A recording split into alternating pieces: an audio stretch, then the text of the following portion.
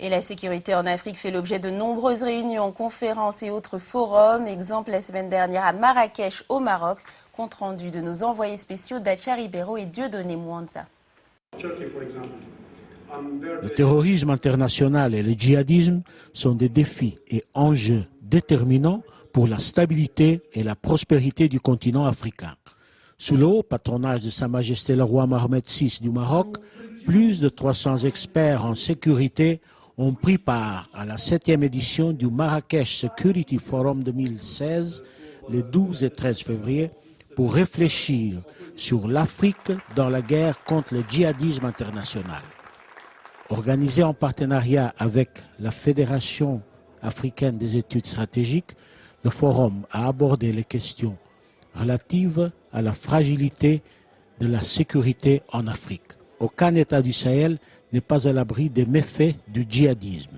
Rappelons qu'en une année, on a pu recenser plus de 70 attaques terroristes dans 10 pays du continent africain ayant fait plus de 1500 victimes. La majorité des attaques sont ainsi perpétrées au nord-est du Nigeria, mais aussi au Cameroun par le Boko Haram, qui reste l'organisation la plus active du point de vue nombre d'attaques meurtrières.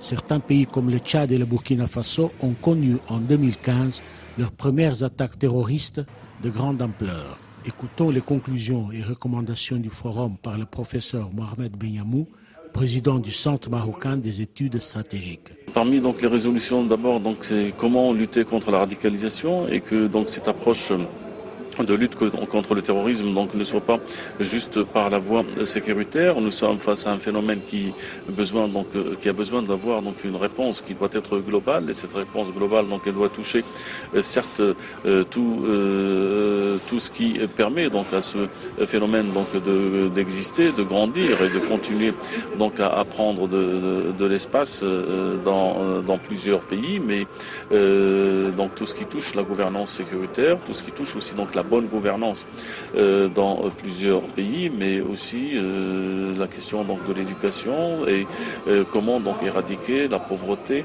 et l'exclusion.